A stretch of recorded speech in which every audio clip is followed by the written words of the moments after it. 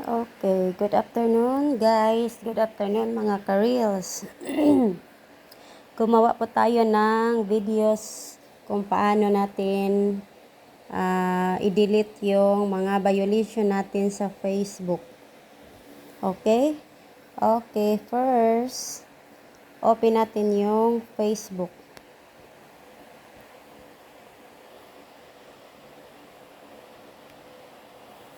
Okay, and then, wait. Yung isa pala to. Dito ako sa kabila. Yung isang Facebook ko, gamitin ko. Okay.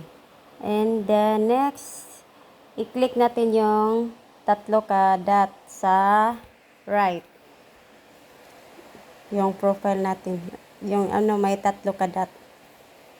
Tapos, hanapin natin yung settings. Settings. Wait. Yan, punta tayo dito sa help and support. First, hanapin nyo yung health support and then support inbox. Makikita nyo sa support inbox, makikita nyo yung report about others, your alert, and others. Yung report about others. Kung may nagre-report sa account mo. Report, yeah. And then, your alerts. Dito makikita yung violation mo. And then, sa akin, na-delete ko na kasi na-delete ko na kahapon. Ang tagal ko siya na-delete. I think it's been I think almost 1 month ko nahanap kung saan i-delete yung yung violation, kaya gumawa ako ng videos kung paano i-delete yung mga violation na sa Facebook. Okay, next. Dito yung makikita yung alert nyo sa yung mga violation nyo sa Facebook. Makikita nyo sa your alert. Okay, and then pag nakikita nyo na yung violation nyo sa your alert, nyo lang, i-click nyo, tapos makikita nyo yung videos kung kailan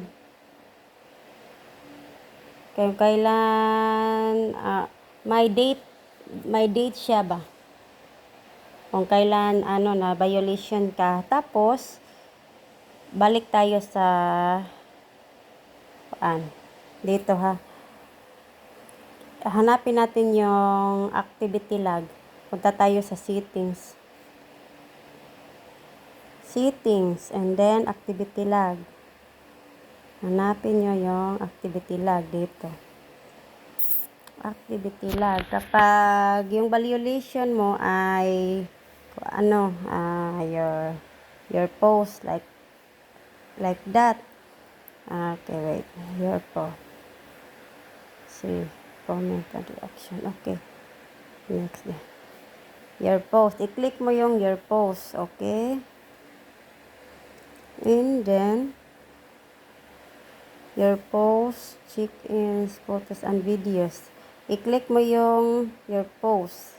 And then, dyan, makikita kung kailan yung violation nyo. Yung may dalawang dot sa left, i-click nyo yan. Tapos, i-click. Tapos, ilagay nyo yung date kung kailan yung violation nyo dito sa date. Like example, mine, yung violation ko 2019 pa yun. 2019 yeah, May 14, May 15. Okay. Makikita mo dyan, ma-view mo dyan yung, makita mo yung violation mo dyan. Pag nakita na, i-click mo lang, tapos delete, may delete. I-click mo yung delete. Okay, pag hindi mo pa rin ma-delete dito, may isang paraan. Okay. Pwede ka pag na-delete mo na yun doon sa sa activity log, punta ka ulit sa support inbox. Doon sa support inbox. Support inbox. Makikita mo, pag na-delete mo na, mawala na yung dito, yung alert, yung violation niya sa alert. Gaya ng sa akin, no violation na siya. But may ibang paraan din kung paano mag-delete ng mga violation. May makikita doon sa kabila ko na na-delete siya yung sa akin. Okay. Oops. Okay. Okay, i-close natin to and then pupunta tayo sa Chrome. Chrome. Okay, wait. Chrome. Sa Chrome, i-type mo yung m.facebook. m.facebook.com. I-search mo yan. Tapos, i-click mo yung Facebook MBasic. Facebook MBasic. Yan po ang i-click mo.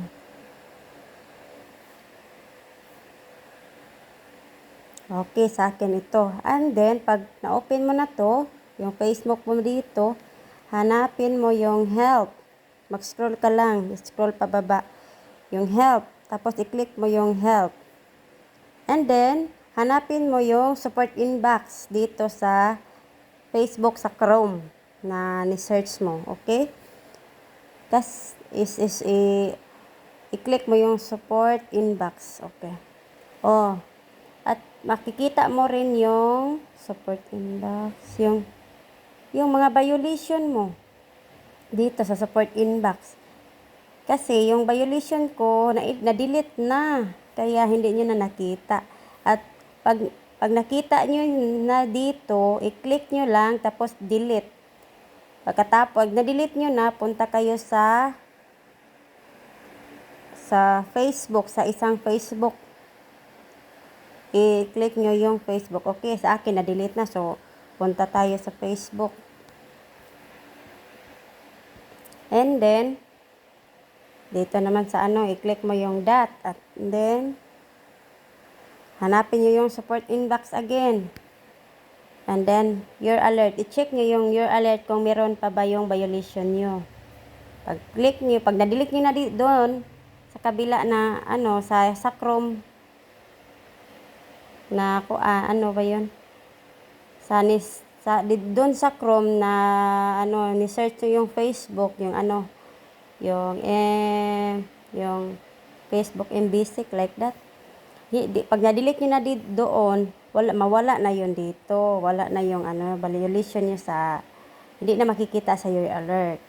Okay, kasi sa akin, ganito kasi sa akin, ha. Andali, pakita ko. Sa akin is, ganito siya.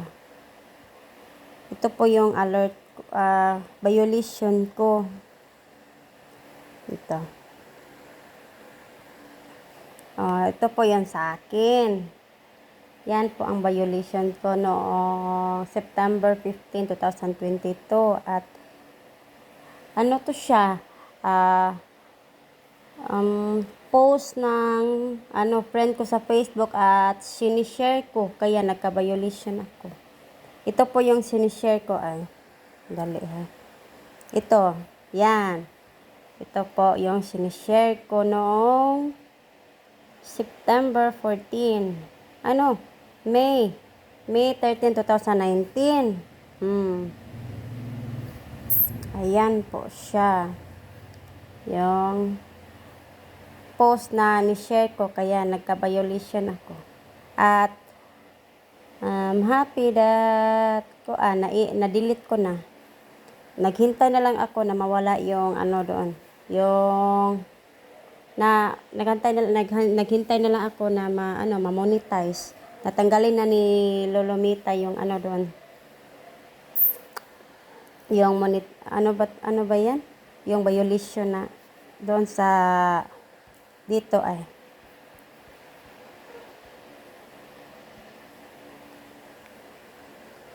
Wait ha. Na monetize na yung in-stream ads ko. Yan. Ito po oh. Sana mawala na to kasi na-delete ko na yung violation ko. Naghintay na lang ako na mawala na to. I hope and yan lang po. Sana may natutunan kayo. Thank you.